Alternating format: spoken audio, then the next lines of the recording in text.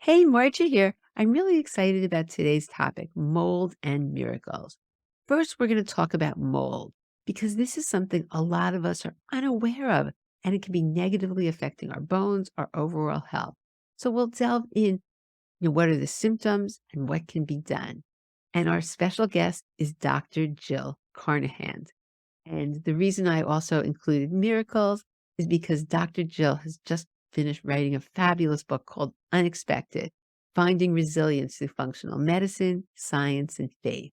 And she's also going to share with us practices that we can use to really create more miracles in our life.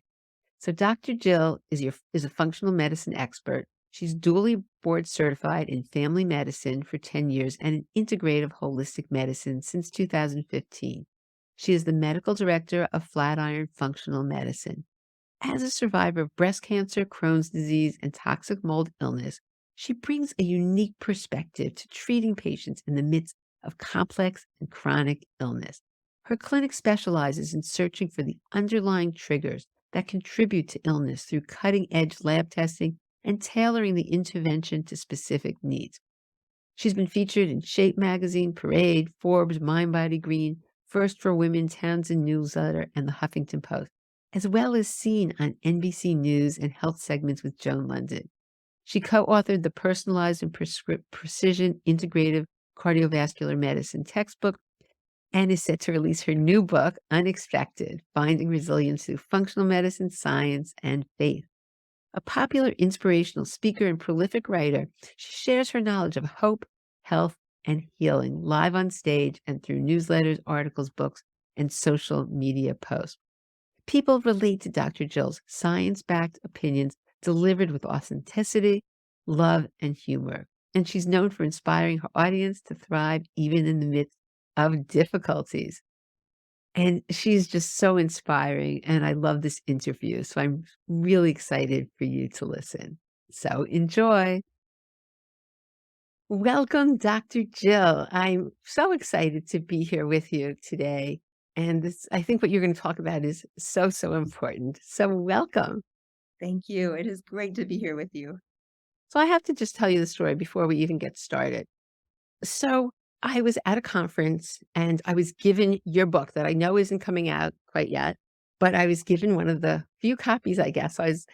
So anyway, I had this book and I'm flying home, and unfortunately, well, that ended up being a blessing in disguise, but I had a tremendous amount of work to do on the airplane.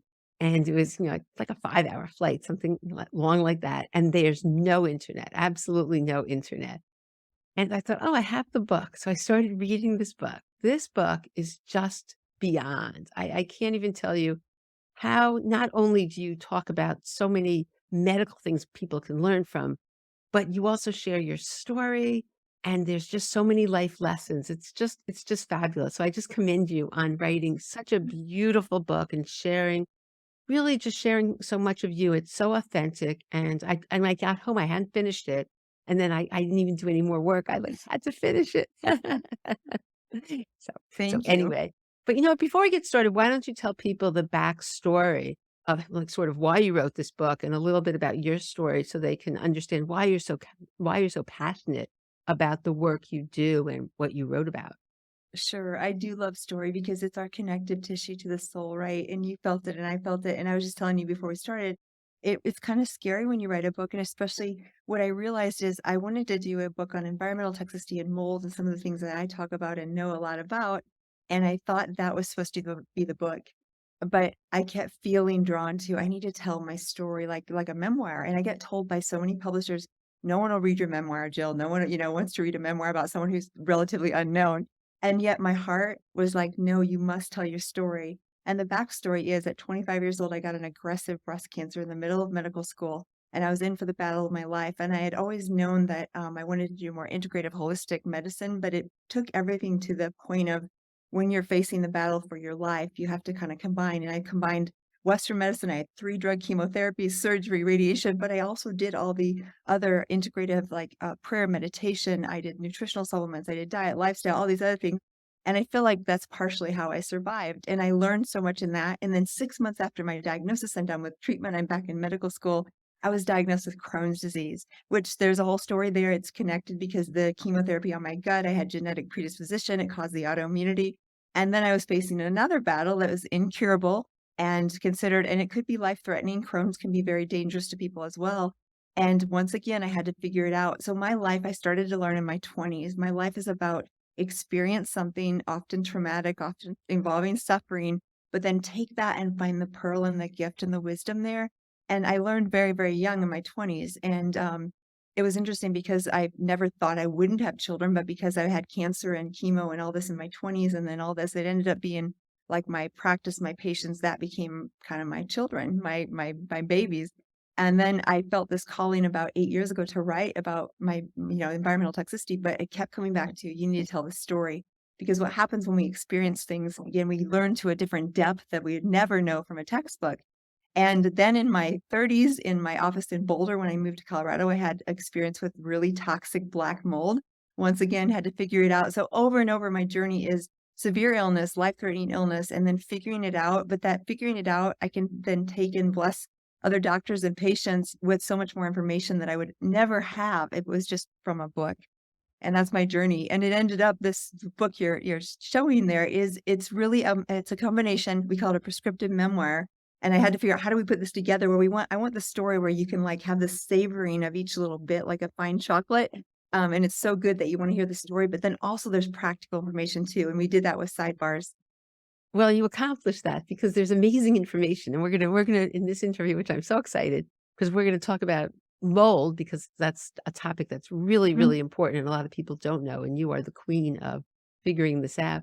But also then we're gonna talk about some of the pearls, and I agree with you. I believe that so much that, when you have your biggest challenges, those are also your biggest growth, and there always is a silver lining, even though it's Yes. sometimes at the time it might not be That's how I hard feel to like it see. during the midst of it. Right? Yeah, yeah, Yeah. but when you can look back and see how you grew from it and what you learned, and then even the more beautiful thing is now that you're sharing it so other people can learn from your lessons and, yeah, I'm sure you're impacting so many people worldwide. So, yeah, I can't wait for this book to really get out because it's but it is like that. It's funny because I mean, I would have thought if you just told me, I mean, I wanna put, how to get rid of mold and all these practical tips plus my story, it would sound like, how can you really accomplish that? But it's Oh, and I okay. wrestled with for like a year, and even with the publisher, because I like, how do we wrestled and wrestled and wrestled, and then 2 things happened. I realized, oh, I can kinda, what I want it to be is like, you could read the story and ignore the sidebars and get the memoir piece, or you could just flip through the sidebars if you wanted the practical, or hopefully you'll do both.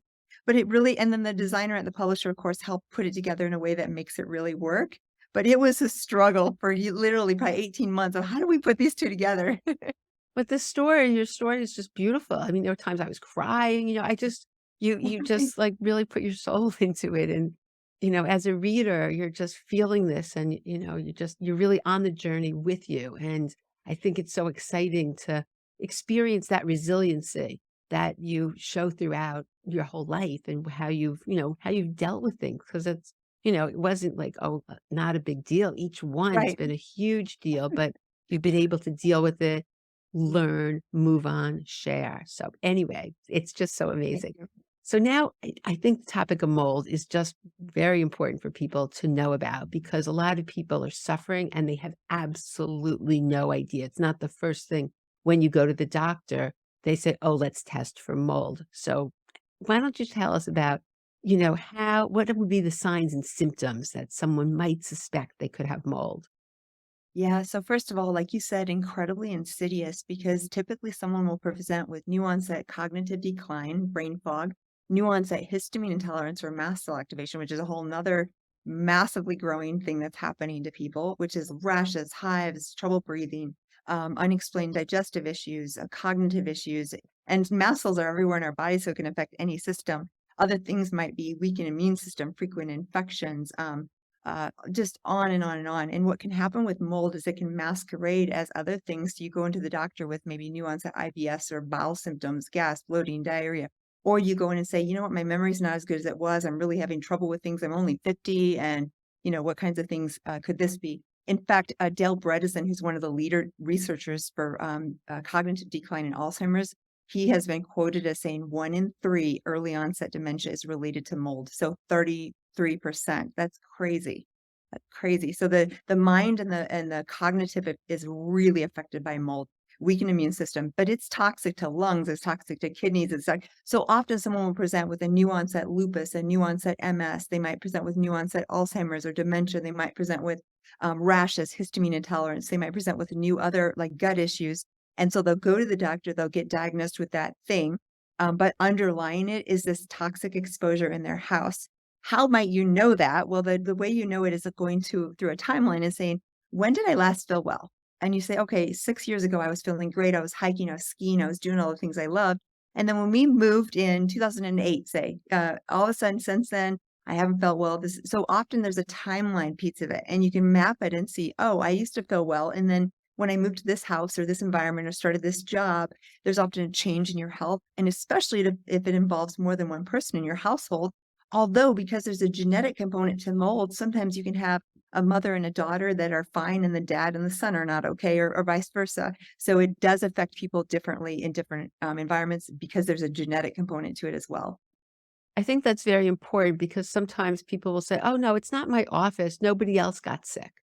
But what Yes. you're saying is each person reacts differently. So yes, it can be. It's just not affecting them. They're not as sensitive. Yeah, and I'll explain briefly. There's this HLA system in our body that's like the sampling of our immune system. It's like I always think of it like Pac-Man. And so these Pac-Man are constantly sampling our environment. So if we eat gluten and we're fine, no big deal. But if we eat gluten and we're sensitive, it's like, oh, we don't like this. Send out the alert, alarm the immune system, or it could be some other exposure. And for people who have mold sensitivity or are more susceptible to mold, their HLA, their Pac-Man don't know how to tag and eliminate that mold toxin from their body. So it's not just the mold that triggers an inflammatory response, but it maintains like a vicious cycle. And so they become autoimmune or inflamed or a mast cell activation or histamine intolerance or brain fog or fatigue is a big one. Didn't even mention fatigue. The top two are brain issues and fatigue. Anyway, those 24% of the population who are susceptible are the ones that are going to get really sick in a water damaged building when someone else might be fine. And so what are the steps people take then? So, okay, so or let's talk about the testing then. So where someone's listening and they're saying, "Yes, we just had a flood. I haven't been thinking, I really Yeah. do feel some brain fog." What would be their next steps? Yeah. Well, the first thing is like if I'm in the office, I just say, "Do you have mold in your house?" 99% of people are gonna say no, because it's Right. not visible. For example, I'm in this lovely study, and behind my wall, there could be a massive colony of Stachybotrys or Cotomium or toxic black mold. I wouldn't see it, I wouldn't know it unless I opened up that wall cavity. And there could have been like a roof leak that went through the wall. There could have been water intrusion from a window. Common things. I just had an issue with my fridge line, the water line. You would not think of that. It's hidden behind the fridge on the floor. Under your sinks, if there's leaks, we think, oh, the pipe leaks a little, there's a little bit of damage on the wood. But anytime particle board or porous material like drywall gets damp, it is a nidus for mold growth. So if you've ever had a washer, a dryer, a fridge, a sink, a bathtub overflow, you name it, and we've all had those things happen, that is a potential for mold growth in your home.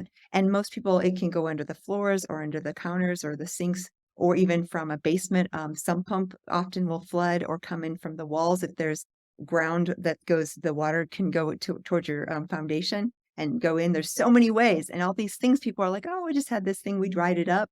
But what happens is if any porous material like drywall, like particle board gets soaked with water, it will grow mold, and usually within 48 hours it will start. So if it's a couple years later, so that's the first thing. Is most of the time you think my house is fine because I don't see any mold, but most of the time it's not visible. And so you have to be a sleuth. And when I'm asking questions, I ask about all the things I just mentioned: water intrusion, attics that aren't sealed, crawl spaces that aren't sealed, fridge, washer, dryer, you name it, any water sources. In fact, I just learned because of that fridge thing, I will never hook up a water line to a fridge again. It's not worth the ice cubes. So from now on, I'm just going to, I have my fridge unhooked, and I was like, that's not worth having a possible source of water damage. So I will never, ever again hook up my fridge to the water line. And again, that's your choice. But it was one of those things I learned. All this to say, what do you do? Okay, so there is no one test for mold. So the first thing is the things we're talking about actually matter and they're free. And that's thinking through your history, when you last felt well, when you didn't feel well. That's easy, that's free. Number two, visual contrast testing can be done online also for free. And this is a test we can do for the contrast grays and blacks and whites from our retina. And because this toxin affects blood flow, some of the smallest blood vessels are in our retina and they are affected by mold. So if all of a sudden you fail a visual contrast test, it doesn't diagnose mold, but it could mean that mold is at the culprit where you can't tell those black and white lines. Some patients will say that they have more trouble at night driving or they have changes in vision that happen suddenly. That could be a sign for mold.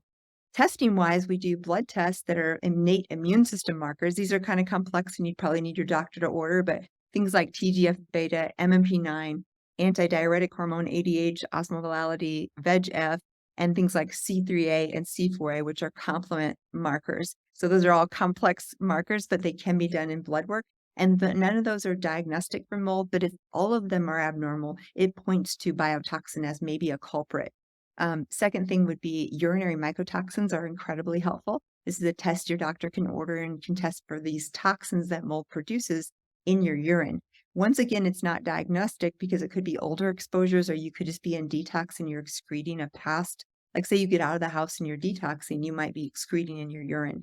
But it is a good test because putting all these together, we get the bigger picture. So we have visual contrast, we have history, we have mold mycotoxins in the urine, we have the blood markers. And then another thing you want to do is check your home or environment. And if you don't want to start with an inspector, which I do recommend, you can start with doing dust sampling, and it's called qPCR. You can order this online at home yourself, and you can test the dust in your home to see if there's mold in that dust, because that can historically give you an idea if there's been water damage.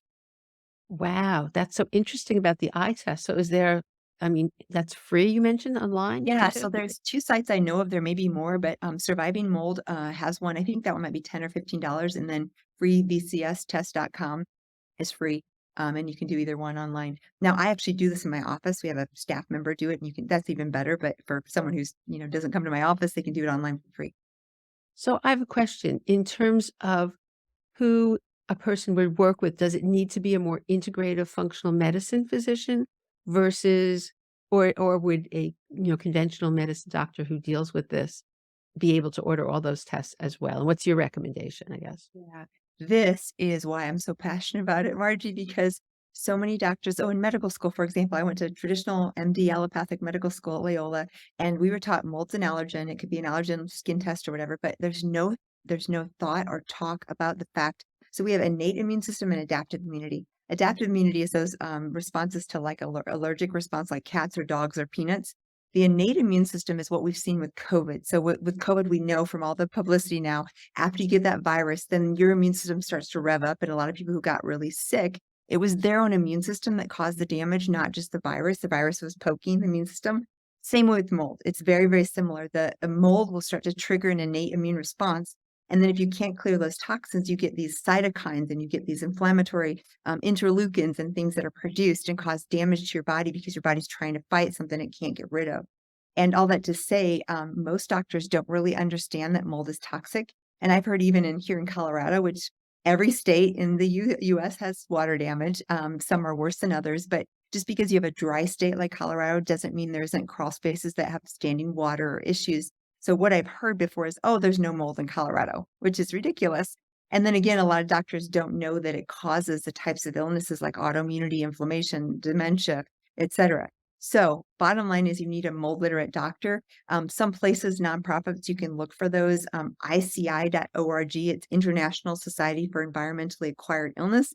That's a mouthful, but they have doctors and environmental specialists that know about mold, and it's a nonprofit. You can just go there and find someone in your area. Most functional doctors, at least, are aware of it. Some know more than others, and many integrative doctors too. So you might just want to ask your doctor, but general practitioners may not know a lot about it. Again, I'm trying to get the word out. So hopefully more and more. Oh, that's so interesting. What about the inspectors? Does that matter? Are there certain qualified inspectors versus just some agencies that may really not have the right background? Or like what should you look Great for to pick question, because Yeah. yes, yes, yes, because what happens, just like the doctors, many inspectors are just like, "Oh, let's take the mold out." And what happens with mold is, like I said, there could be a colony of mold behind the wall, and those spores are actually contained. They're not in my air and they're not getting in my lungs. But that mold produces mycotoxins, which are like 2.5 microns, which is the size of a virus. That can go right through the wall, that can go into my lungs and go right through my alveoli into my bloodstream without even any transport. And so even if the mold is hidden behind a wall cavity, it could be producing toxins that affect my breathing, my body, and make me sick. And all that to say, many mold remediators will say, oh, there's mold behind the wall. Let's contain it. Let's take out the problem. Let's get rid of that material and then you're done. And people stay sick. And the reason for that is because if that mold was there for 2 or 3 years and throwing out toxins into the environment, for example, I have a library here, and every one of these books, if there was mold in this room, might be contaminated with those toxins that are small and they stick to things like paper. And so then I clean this room, everything's remediated, but my books still have mycotoxins, so they bother me. So it's kind of complex, and the right remediator will know they have to contain it, remove the material, but then also fog and clean afterwards because those your carpets, your bedding, your books could still have the toxins and still be making you sick. Is there a certain certification or agency that you So would a lot of the I mentioned the ICI website, and there's a ACAC website that's it's a indoor air quality. I don't know the acronym, but it's ACAC, I think .org, and that is indoor air quality specialist. So the ACAC and the ICI, those two big names, are the best sources that I know of because there is a difference in people who know what they're doing versus not. Oh, so helpful. Okay, so now the person has mold, they're listening to this interview, and they realize they had fatigue and they had brain fog, and they found that they did have mold, and they've gotten it they've gone through that process. What are the healing steps? Like, what do people need to do then so that they can heal from this exposure? Yeah, and I'll just mention since your platform's all about bones, how could this affect Yes. the bone? Let's put this in here too Yeah, before. let's put this into bones. Yes, yes, yes. So often, inflammation creates more acidic environment in the body. And whenever your body is acidic, we maintain our blood pH very narrowly. That's one of our survival mechanisms, and our body is able to do that by buffering the blood so that it doesn't get too acidic or too alkaline. But if our body, our pH of our tissues and our blood becomes more acidic, which happens with toxic exposures and the wrong diet and some of these things, and mold is one of those things that can make us more acidic, our body needs to buffer that pH in our blood and our tissues, and it'll use minerals to do that because, for example, that's why I'm a huge fan of drinking mineral water like San Pellegrino or any of those Gerald Steiner, because those already contain the minerals versus a very acidic type of water. Like reverse osmosis, super clean. It filters your water. It's amazing to have those whole house systems, but that product is very acidic because it pulls out the minerals. And all this to say, if the mold creates an acidic environment in your body will take minerals from bone to buffer that acidity and create a normal pH. So if you're in an acidic, you have infection, you have toxin, or you have inflammation, those are all acidic conditions. And that buffering will take minerals from your bones. So that's one of the biggest things that can happen and why you want to take care of that. And just the toxicity in general can damage bones and mineralization. The other thing that can happen is it can cause permeability in the gut, which causes overgrowth of bacteria and things. And when you're not absorbing minerals as you take them in, that can be another reason why the bones are affected. And also just the inflammation. The Yeah. inflammation itself, is an issue with osteoporosis. So, yes, that's Yeah, don't so you think we're finding more and more? It's not just the calcium in your diet, which of course this is your platform, you know, way more than me, but it's really the inflammation and it's these other things that are putting that whole big picture together. and that's sort of what I believe, the root cause. You have to dig deep. You can't just mask this. You need to figure out. So that's why it's so important. If this I is love it. Yeah, if this is an issue for people, and it is so often overlooked. I've heard story after story about, and it's very, very it can be, if you're sensitive, extremely debilitating, as you mentioned for you. And, it just needs to be dealt with, but it's much more common than I think we know. Yeah, that's the thing about it. It's so common. I think again about 1 in 4, 1 in 3 households have mold water damage. They don't know it. So treatment. So what do we do about this, right? So the first thing is you do have to figure out the source because if you just stay in a moldy environment and get IVs and get vitamins and see your doctor, you won't get well. That's bottom line. Like you have to take care of the source. And the source is even more important than a ton of expensive supplements and vitamins and stuff that might help. But the source is so key. So you want to focus first on where is the exposure, how are you getting ill, and taking care of that first, and that can be expensive and difficult. A lot of people have kind of PTSD around this because if you find out your home has mold, first of all, your safe place is no longer safe, and second of all, it can be really expensive. But that's first. You need to get a professional to help remediate and do it right. Second thing, though, is just enhancing your detox, and this all happens with biotransformation in the liver gallbladder axis. Really, our skin can sweat out mold toxins and from the tissues, but the real big heavy lifter is our liver. I always call her the queen. I was at Swiss Mountain Clinic doing a liver gallbladder retreat a few years ago, and they talked about the queen. We need to respect the queen because that liver is so important. And so I love that because it's kind of like Rodney Dangerfield. It doesn't get much respect, the liver, but it's really important. Oh, yeah. So liver. So what that means is you need to enhance your production of glutathione. You can take glutathione, that's one way around, but even for me, in my first few years of mold detox, I couldn't tolerate that. So you can give precursors like N-acetylcysteine, lipoic acid, milk thistle, selenium. You can use TUDCA to help bile flow. You can use bitters or any of those things that are cholagogues. So anything you can do to enhance your liver takes a toxin from phase one into phase two, and that phase two excretes it into the bile acids, which are stored in the gallbladder, and then they go into the gut. And so, if you can bind them in the gut with clay, with charcoal, with fibers, all these types of things, chlorella, and these charged particles with clay and charcoal, they're inert, but they have a slight charge, and they will grab onto that bile acid and escort it out. If we don't use binders, that bile acid is very efficient in its recirculation, so about 95% is reabsorbed, so we just reabsorb those toxins. So basically, you're enhancing the detox, enhancing bile acid flow, and enhancing the binding of that bile acid and toxins, and pulling that out through the gut. Other things that are critical are infrared sauna, because you want to get that out of the tissues into the blood so you can filter that, making sure you're hydrated. Things like Epsom salt baths, dry brushing, anything we do to enhance detox is part of the process. Oh, that's great. And I want you to it was very interesting in your book because you also, when you hear about all of this, you wanna prevent it, and you wanna make sure that you aren't having mold in your house. So you have on page 168 of your book, steps that really shocked me that really I guess you think everybody should do these. I was so surprised by these that, so you wanna share some of those steps that everybody can do? They're Sure. just simple things that on a daily basis we can do to prevent mold because who wants mold?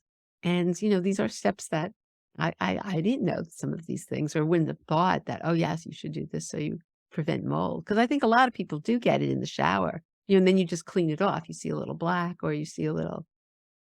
That's exactly right, and I love that you're bringing this up because you don't and even for me, like I said, with the fridge thing, I mean, I've known mold for 6 or 7 years, and I was like, just recently I had to remediate my kitchen because there was black mold growing on my floor from the fridge, so I was like, "Okay, no more fridge line." Not that everybody has to do that extreme, but it's one idea. So you wanna clean drains anywhere there's water flowing, so your kitchen drain, your garbage disposal, your dishwasher lines, your, especially your bathrooms and your shower. You wanna, like, routinely I do every 2 or 3 months, actually don't use bleach. Bleach will kind of blow apart these mold and make I always think of that as like the analogy of a dried flower. If you flicked it or blew on it, you would get these particles all over. If you have kind of mold in an environment and you just throw bleach on it, you break it apart into a million pieces. So it gets your environment probably worse than it was if you didn't do the bleach. So don't use bleach. But there are products that are safe. They're usually citrus based. I use Surface Guard, but there's also borax types of things, quaternary ammonium compounds. You can get all kinds of things that are E3C is another really clean product that I use in my laundry. And all these have they're botanical based products that will clean your drains. And I'll dilute it and I'll pour it down the drains and then run hot water. Other things are making sure, like I squeegee the shower every single use, you make sure it's dry. I have a friend with a steam shower, and same with if you have a Whirlpool tub, you actually need to dry that steam shower or that Whirlpool tub off after every use. Sounds like a lot of work, but it's so worth it not to have the problems. You wanna make sure your crawl space is dry and sealed because if some people draw from their furnace in from their crawl space, and if your crawl space has standing water, it's a huge reservoir for mold. So you're drawing from the air supply that has mold. So you wanna make sure you're not drawing from the crawl space unless it's sealed and that your crawl space doesn't have standing water. Basements, sump pumps, anything underground is gonna be more pressure gradient for the water to come in. So you wanna make sure your foundation is sealed and that, your sump pump doesn't overflow. Sump pumps are notorious for having mold or overflowing onto carpet, and then you dry it out, but then the mold grows. So those are just a few tips. And sealing anytime you have, like, say you had can lights or anything that has a hole that goes to an attic or another space, if you seal the envelope of your rooms in your house from outdoor or attic or crawl space air, you're also safer, and you can literally buy these little, sealants, like, for outlets, and they're, 50 cents, and you can put them on your outlets, or you can seal your, can lights or things because anytime there's a, exchange of air from a space that is not in your space so, for example, attics, crawl spaces, you can pull in mold from another environment into your home. Wow, and there's one more. It's funny because you can see this book. Oh, yeah, underlined, it was, leave your bathroom fan on for 30 minutes after showering. Oh, yeah. And this is a big one for this too. You want to make sure your bathroom fan actually vents outside. You would not believe with new construction or multi-level, like I have a condo or places like this that aren't built well, where they vent that into the wall. So I've seen a couple of situations where they put the fridge line into the wall or they vent the bathroom into the wall. And as you can imagine, if you're just putting humid, moist air into the wall, there will be mold growth. So you want to make sure it first vents to the outside. And then second, and you know how those college kids or high school kids, they take the 40-minute shower and everything gets steamy. And like you might even have your bathroom doors open because they left everything open. That moisture can go down even into drawers or places in the bathroom and create mold even in the drawers. So you want to keep the drawers closed and make sure that humidity goes away before you turn off the fan. Wow. This is really fantastic information that I know I was not doing this prior to reading your book. This is incredible. Okay, so now we've discussed mold. So now we have to get into my favorite part of your book because this is just what I believe. And as I'm reading it, I'm just going crazy. Okay, so let's start with this piece. Chapter 4. I'm going to read this directly. It's called Believe, Act, and Wait. And I'm going to read the quote that you put in as the chapter from Albert Einstein. There are only two ways to live your life. One is though nothing is a miracle. The other is that everything is a miracle.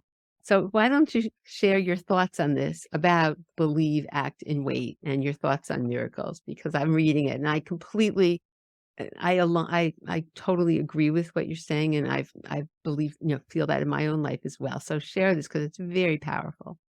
So first of all, thank you for picking my favorite part of the book and the most like close to my heart too. So what I love about Albert Einstein's quote is when we look at life, like again, I've been through lots of suffering, but each time I'm like, what is the miracle here? What is the beauty here? And even if you don't have any sort of spiritual practice or belief, you can think of miracle as something unexpected and delightful. You don't have to make it spiritual. Although for me it is, but it doesn't have to be. And so you can always have this expectation for what else is possible. And what I did when I wrote the book is I started to look at patterns of my life and put together what is my life? What happened? How do I write about it? And I came across the formula, which is chapter 4, and it's believe, act, and wait. And what I realized all my life, I have a very strong belief that anything is possible. That comes from being, raised, my family was very open to education and believing that you could do anything and anything's possible. And they instilled that in me. And then the second thing, so that's the believe part. So you have to have an openness to what else could be possible. If you're like, oh, that can't happen. Oh, that's not possible, you won't see it because you're going to be, it's like I put an example in the book about if you all of a sudden buy a red Maserati and all of a sudden you see everybody out there, you're like, oh my gosh, red Maserati or whatever, a Tesla, you name it, you name the car, a blue Tesla. All of a sudden you see them all over because your mind is open to the possibility. And you're like, what? I just got this car. Why does everybody else have it now? But it's not, they were there before. It's just that all of a sudden your mind, your frame of the world is different. And this is what I'm trying to teach is that you can frame your world to see miracles and expect it. I find parking. Every time I go somewhere, I expect I'm gonna get a great spot, and it's like, all of a sudden, something opens up right by the door. Not that I mind walking, but I'm just like it's almost like this little trick in my heart, like, "I can't wait to see where I'm gonna get to park today because it's gonna be magical." And when I expect that, I find that actually helps the reality to manifest. So the believe, act, wait is you have to believe that something is possible that's amazing or unique or unexpected. The act is you have to do what's in your power. So you don't just sit back and like, okay, let's see. Like when I want to park is that I'm driving around looking for a spot, or and that's a silly example, but the idea is that you have to act and do what's within your power. So for example, I want to get a pilot's license. I'm 46, so but I believe I can do that. I acted by calling the local airport and say, okay, what would it take? How much time would it take? And I can't sign up yet. I don't have the time, but I got all the information and realized, okay, I think I can afford this. I think I can make the time. So I did the action of what's possible. And when I sign up for the courses, I will go ahead and make schedules with those trainers to do the lessons. That's the act. But the wait part is where the magic happens because you put your intention out, you believe something is possible, and then the waiting, and it can be not your timeline. In fact, usually it's not. That's the part we have to surrender because the universe or God or whatever you believe in is going to bring it in a way that's unique. And sometimes we have an attachment to how that looks, but if we can let go of that attachment and then wait and trust and believe that it's going to happen. Another example for me was I was writing this book and then 2001 came. We're in the midst of COVID. Everything is, shut down and we're all kind of isolated. And I realized things are changing and people aren't consuming. Like I want my message out there to help people. and books aren't as popular as they used to be. Some people are still reading, but more people are on screens. So January 2021, I sat there in my meditation chair. I thought, I should do a documentary. Margie, I have no clue about what I'm doing. I've never done a documentary before, but I had that idea and then I believed, why not? Why not me? Why can't I do that? So I believed and then I acted by calling some friends and saying, what do you think of this? What do you think of this? I happen to know some production people. Within 7 days, I had a producer, a director, executive assistant, a plan. Like I was like, okay, so the believe act. And then I waited. And my waiting was, okay, guys, let's make a budget. What do we need to do this? And I told the team, the production team, make a budget. It was almost $1 million. So it wasn't a light budget, but I believed, I was like, if this is supposed to happen, it'll happen. And I the whole time I kept telling them, I'm like, I don't know how it's going to come, but if we need the money and it's supposed to happen, it will come. 3 months later, I had a call with an investor. I didn't know he was an investor. It was for another purpose, but I find out he's an investor. And I'm like, I have to share the movie. And within 2 weeks, he had flown out and given us the full budget. So that's the believe, act, wait. Like the story there is like, I believe that a documentary is possible, even though I have no experience as a producer, direct anything. I just thought, why not? And then I acted, I made calls and all of that. And then I waited and it could have been 6 years or 6 months or 3 months, but I would have been willing to wait regardless because that's where the magic happens is the waiting and trusting that just because you have an idea or a timeline, even the book, I had this idea for the book 8 years ago and I knew it was going to happen. I did not even come close to believing it would take 8 years. In fact, I wrote in my journal recently, 2015, I'm going to write my book this year. And that was how many years ago? So that waiting is important because you have to surrender your timeline to the divine. Wow. First of all, it's so funny because I do very similar with parking spots, and people are always shocked. I'll get them right in front. I just ask for guidance. I ask for help, I, Yeah. I just say, "Okay, let's help. I need some help with this parking spot." And, but same thing because I believe I'm open to it, and Mhm. it really does work. But the second thing is that's funny because when I was doing my osteoporosis summit, how many years ago? Oh gosh, it must have been like 8 years ago or something. I had this idea, and I just didn't know enough people and, but I put this idea and I really put this intention that I wanted to help as many people Yeah. figure this out with bone health Right. because it's a real problem. Mhm. And so, but how many years later then I was able to do the summit last year, it was, Wow. it was in different timing than I had thought, but same type of thing. You just sort of, all right, put it out there. I love that, and they say we way overestimate what we can do in 1 year, but we actually underestimate what we can do in 3 years. So I love that because it's like, okay, maybe we just set our timeline a little different, but it really is a little bit of act of surrender because amazing things happen, and usually I'm sure, like, you could tell me stories and I could tell you stories about my plan was this, and then how it really happened was way cooler, right? It was way better. Yeah, that's true. Sometimes exactly. Sometimes you have to be open and not know all the details, just put out the final and sometimes the details are way better than you could have ever expected. Yeah. That's such a good point. Okay, so the next thing I loved in your book was the flow state. You talk about achieving the state of flow, and I think that's people don't think about that really. Like, I want to live in flow. A lot of people think work-life balance, this and that, but what a beautiful way to put it just to try, to achieve this state of flow. So why don't you sort of define what you mean by flow and tell us maybe some ways we can get into flow? Yeah, so, I learned this from reading from the experts, Mihai Csikszentmihalyi and Stephen Kotler and some of these guys who've done so much research, but their research shows that we all innately have the capacity for flow, and flow is that state, whether you're a musician or a creative artist, or whether you're a writer, or whether you're a doctor, or whether you're a practitioner, or whether you're a skier or extreme sports, any of those things, it could be athletic, creative, musical. When you feel that loss of the timelessness, where all of a sudden 4 hours have passed and you're like, "Oh my goodness," like maybe you on the plane in the book or maybe, me writing the book or whatever. There's this timelessness of flow where you get immersed in the now and you don't think about the past or present. You're just totally immersed in the now. So the nowness of it, the passage of time, and usually you're creating neurotransmitters, especially norepinephrine and dopamine. So you feel really good. It's like the runner's high, or any athlete knows this, but maybe people don't know that you could also experience this in music, creativity. I do it when I'm coloring or writing, creating anything really. Or you could even, if your work is intense and you love to study or read or learn, that could do it. It could be taking a walk in nature. Sometimes nature will do it. So each person has different flow inducers, and you don't have to be an advanced athlete to experience it. But what happens is, I find even in my office when I'm talking to a patient, I'm present with them. I so want to know about them. I find you can have collective flow. So if you're really intensely, or you maybe have that at a coffee shop with a friend where you really get deep and go personal and like you feel the love and connection with that person. And those are flow states too. And so I feel like we can take this not just from the sports arena and the musicians and the creatives, but we can apply it to health and wellness because our best selves come out, our most creative ideas, our most ability to transform the world, and our most ability to heal our bodies, I think happen when we're in a flow state. So if each of us can find those ways for us that takes us into flow, I know with writing, I'm sure you know how this works too. When you're writing, you need to find ways to get into that state. So I would have certain music that I would do. I'd sometimes go on a walk. There's certain things I would do called flow inducers to get me into that state. And the commonality there is curiosity, getting curious about what you like, what you want to do, passion, what are you passionate about? What do you love to do? And purpose, what has purpose and meaning for you? And those three, you can actually just ask yourself the questions and start to find the things that induce flow states for you.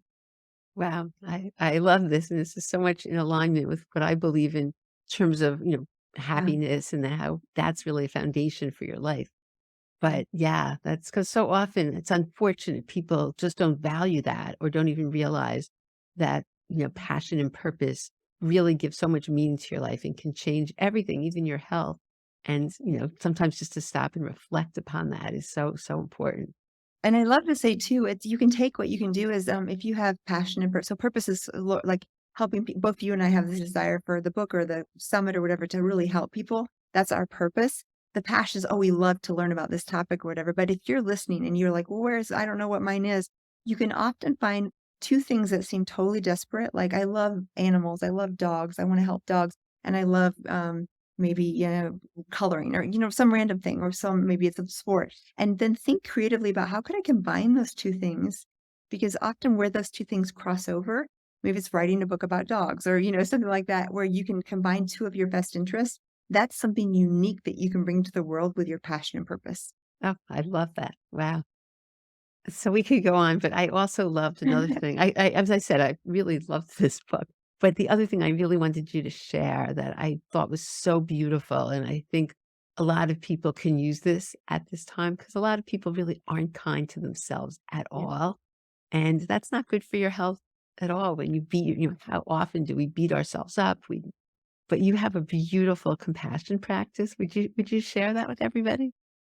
I will, and I was gonna pull it up, soul, soul, because I wanna make sure I quote it right. It's so beautiful. I just love it, and I think it's so important because, as I said, what your thoughts are so powerful. So when you are not treating yourself kind like you treat other people, that's damaging. That's so damaging to your health, and you feel so much better when you do these practices. Absolutely.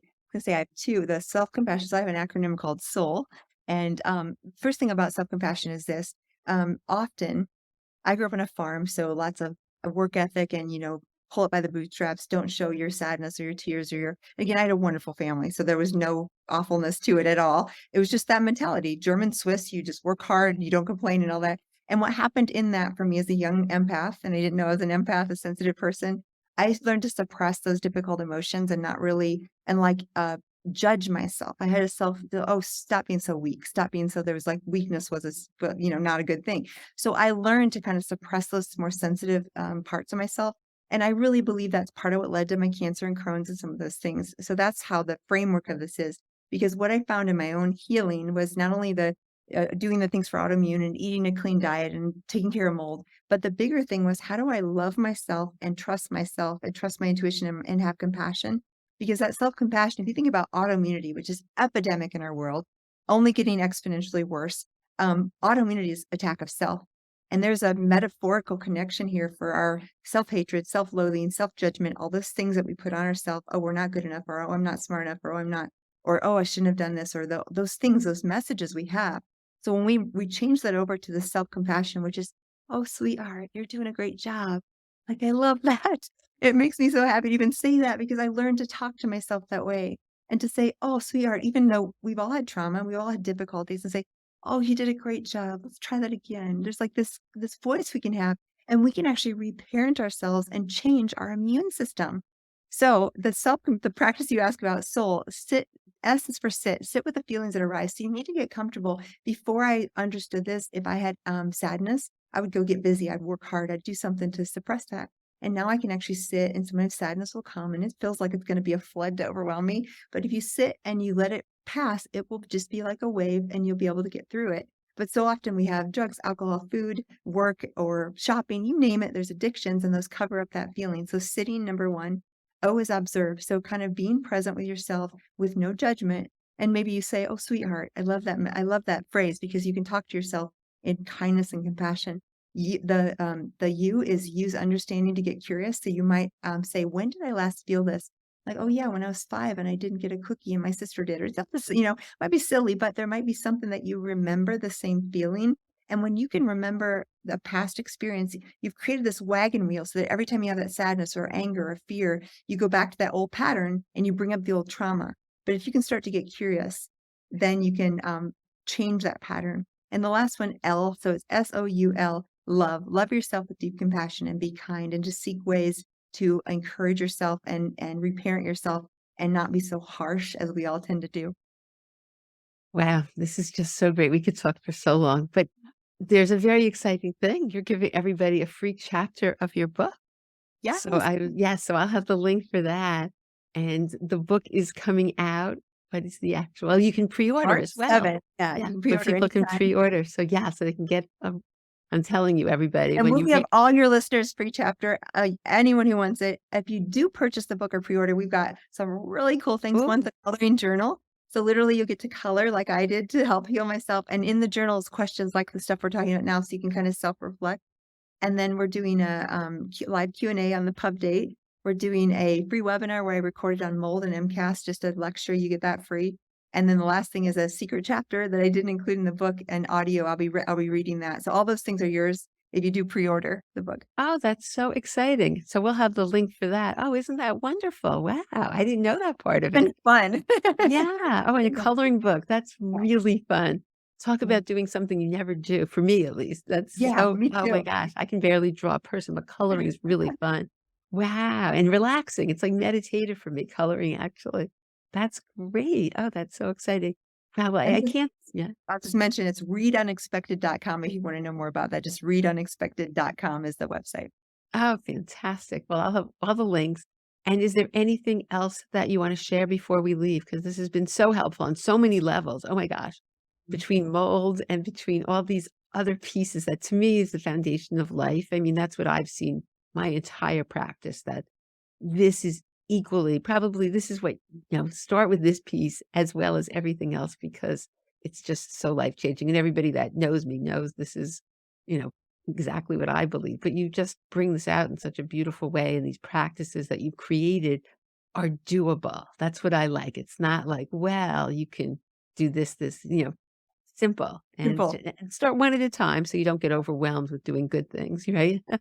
Right. I love that. And Margie, I love your heart and love that. And I would just say if you're listening and the last takeaway is just COVID, I think brought a lot of dissatisfaction. Am I really doing what I love? And where am I at? And how are my relationships? Like, I think it really pushed us to examine our lives and find out, are we really thriving and living? And is our health as good as we thought it was?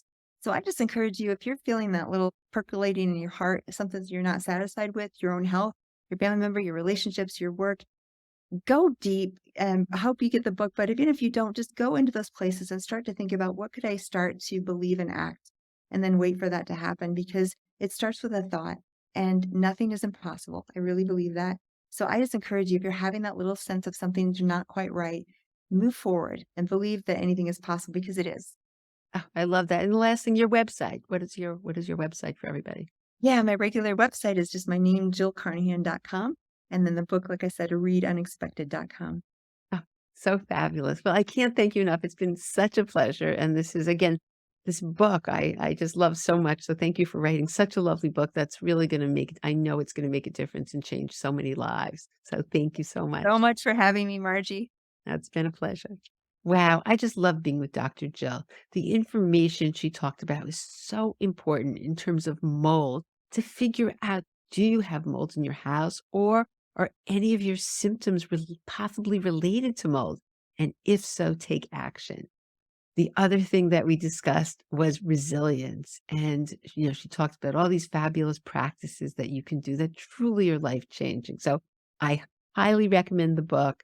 I'm very excited that she's giving everyone a free chapter to just see if it resonates with you. And as well, then if you order the book, that you get all these great free gifts as well. So thank you so much for tuning in, and I look forward to seeing you on the next episode.